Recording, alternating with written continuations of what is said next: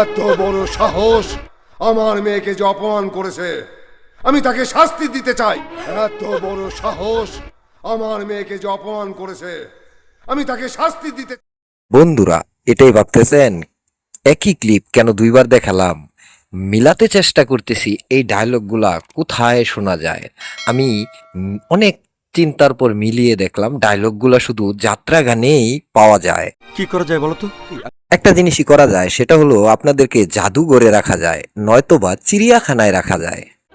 কি? এই যা, কথায় কথায় তো আমি মুভির নাম বলতেই ভুলে গেছি। মুভির নাম মা বাবার সন্তান।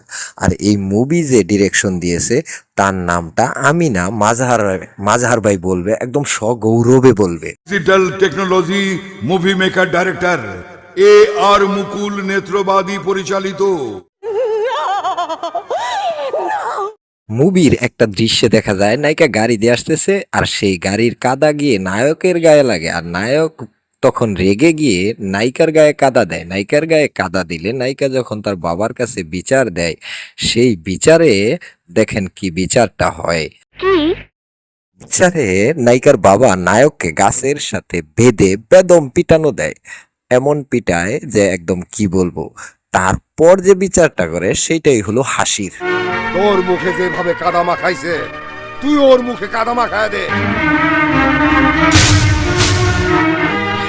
আরে ভাই, এটা কোন অ্যাঙ্গেল থেকে কাদা? কাদার রং কি কখনো নীল হয়? এটা কখনো শুনছেন? না, মুভিতে নায়ক আর নায়িকার যে নাম ছিল, মানে যে ক্যারেক্টারে তারা অভিনয় করেছে, তাদের নাম দুইটা শুনেন। আমি সাগর, সাগর, নদী, সাগর, নদী, সাগর। নদী। অভিনয় থেকেও যে দুর্গন্ধ আসতে পারে, এই অভিনয় না দেখলে বুঝতেই পারতাম না যে অভিনয় থেকেও এইরকম দুর্গন্ধ আসে। ভূমিকম্প আঘাত হানলে যেমনি আমি টের পাই, ঠিক তেমনি তোমার উপস্থিতি আমি অনুভব করি। খুবই বাজে। খুবই বাজে না, খুবই দুর্গন্ধ, খুবই দুর্গন্ধ, বুঝছেন সানি ভাই? আর হ্যাঁ সানি ভাই, এই বান্দা তো আপনারেও নকল করে ফেলাইছে। আপনারে এত জঘন্যভাবে নকল করছে, মানে আপনার মানিজ্যত শেষ। তবা তবা তবা। আপনি আত্মহংকার মুভিতে যে শালটা গায়ে দিয়েছিলেন, এই বান্দা সেই শাল গায়ে দিয়ে আপনার ভং ধরেছে।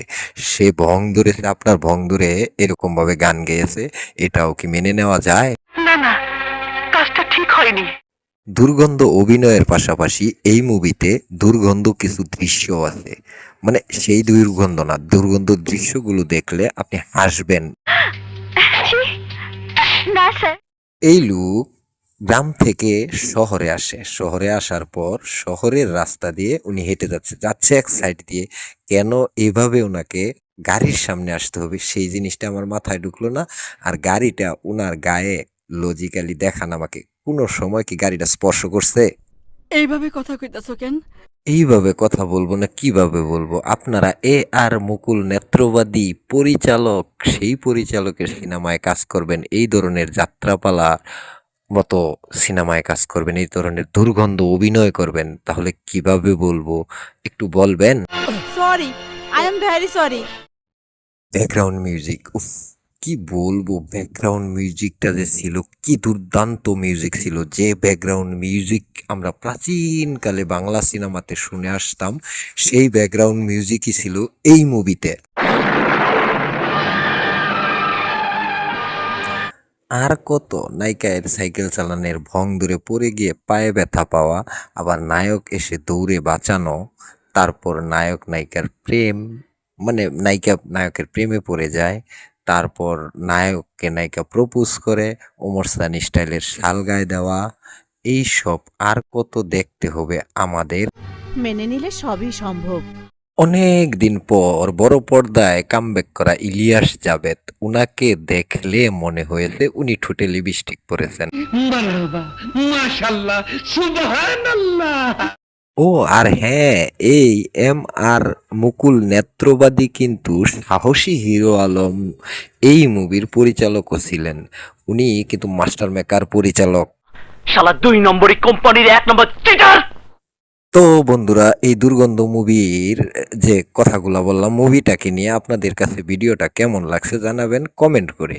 আর চলে যাচ্ছি, আবার দেখা হবে নতুন কোনো ভিডিওতে, নতুন কোনো মুভির আলোচনা সমালোচনা নিয়ে, নতুন কোনো স্টারের আলোচনা সমালোচনা নিয়ে। সে পর্যন্ত ভালো থাকবেন, সুস্থ থাকবেন। আল্লাহ হাফেজ। সাগর, নদী, সাগর। নদী।